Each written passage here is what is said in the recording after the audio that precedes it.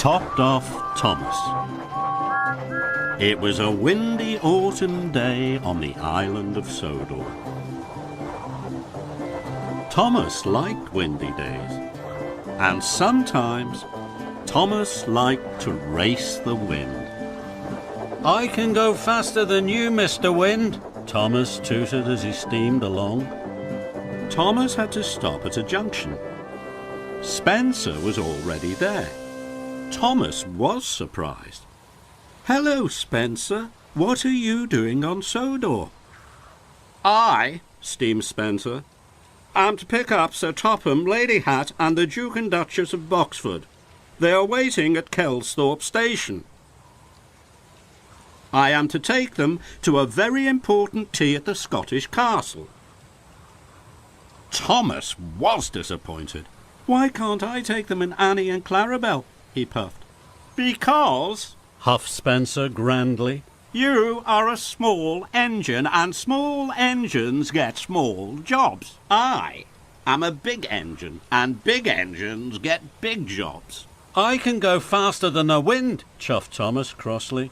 "Nonsense," sniffed Spencer. This made Thomas even crosser.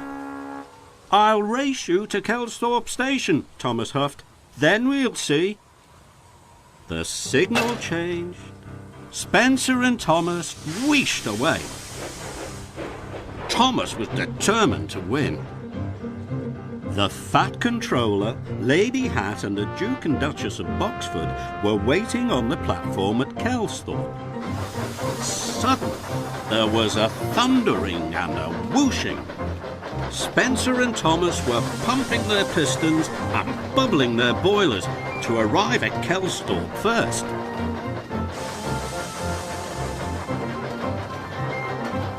Spencer screeched to a halt, but Thomas raced straight through the station. There was a rush of wind so big it blew the Fat Controller's hat right off his head. The Fat Controller was very cross. Thomas reversed slowly back into the station. He was very worried.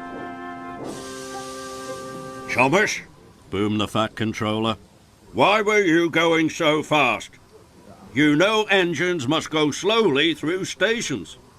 Thomas felt terrible. "I'm sorry, sir," he peeped. "And," the Fat Controller added, "my hat is blown away. I cannot go without my hat."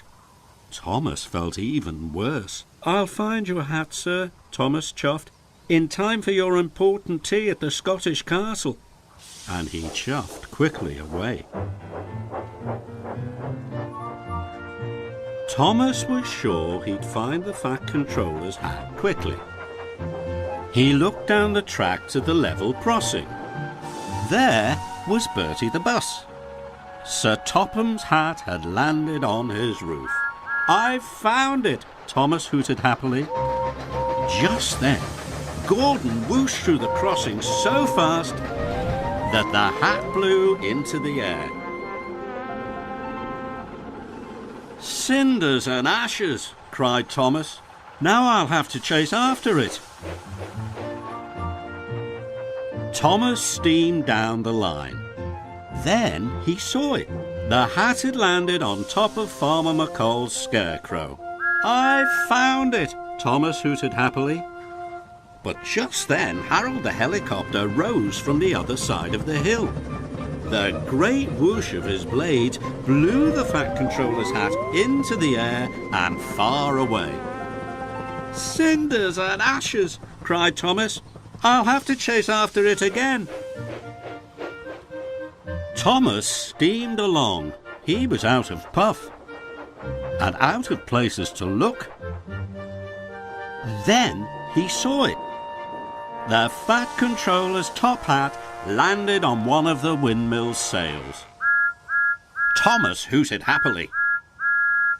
But just then, a great gust of wind blew the sails around, and the top hat was blown into the air and far away. "Oh no!" tooted Thomas, and he raced after it.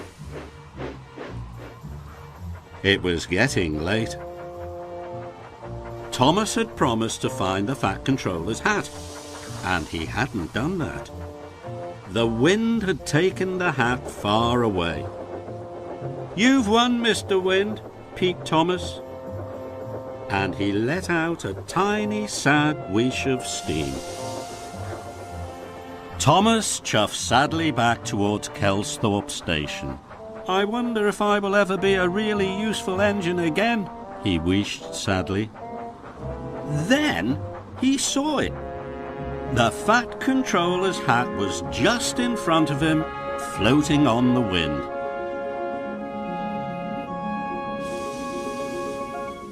"I was silly to think I was as fast as you, Mr. Wind," Thomas chuffed quietly. "Please, can you help me?" The wind heard Thomas. The Fat Controller's hat floated gently onto Thomas's funnel. Thomas couldn't believe his puff. He chuffed slowly and carefully towards Kelsthorpe Station. When Thomas arrived, everyone was waiting. The Fat Controller gasped. He saw his hat was on top of Thomas's funnel. "You've found my hat, Thomas," he boomed happily. "You are a really useful engine." Thomas blew a happy whoosh of steam, and the top hat flew gently from his funnel onto the platform in front of the Fat Controller. "Sometimes going slowly is as good as going fast," tooted Thomas. Or maybe even better.